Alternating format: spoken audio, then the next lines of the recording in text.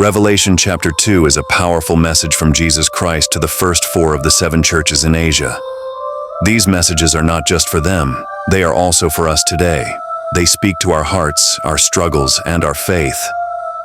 Jesus begins by speaking to the church in Ephesus.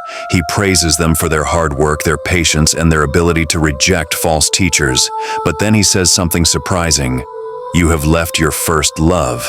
This means they were doing all the right things, but without the deep love they once had for God. Jesus is saying, come back to me. Let love lead everything you do. Next is the church in Smyrna. These people were poor, suffering, and being attacked. But Jesus says, you are rich. Why? Because they had faith that could not be shaken. He encourages them, do not be afraid. Be faithful even to death, and I will give you the crown of life. This is a message for anyone going through pain today.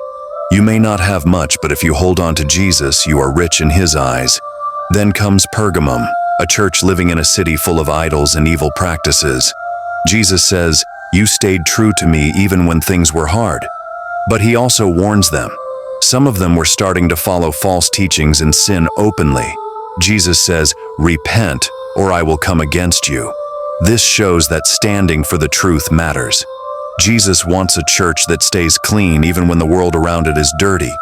Finally, Jesus speaks to Thyatira. This church had love, service, and strong faith. But they had one big problem. They were allowing a woman whom Jesus calls Jezebel to teach lies and lead people into sin. Jesus warns, I gave her time to repent, but she refused. I will judge her and all who follow her unless they turn back to me. He ends with a promise. To the one who overcomes, I will give authority and the morning star. This means that those who stay true will reign with Christ and receive His light. Now, what do we learn from Revelation 2? We learn that Jesus knows everything about us, our works, our pain, our struggles, and even the secret sins we hide. He walks among the churches. He is not far away. He sees the good and also points out the bad, not to shame us, but to call us back to Him. In each letter, Jesus says, whoever has ears, let them hear what the Spirit says to the churches. That means this is not just history. It's a message for you and me. He is calling us to return to our first love, stay strong in suffering, reject false teaching, and live clean lives in a dirty world.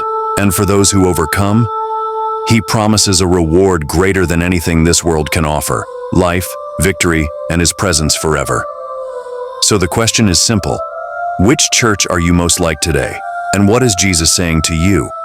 Let His words change your heart, because they still speak loud and clear. If you love this video and want more like it, subscribe, like, comment, and share it with people who need it. God bless you.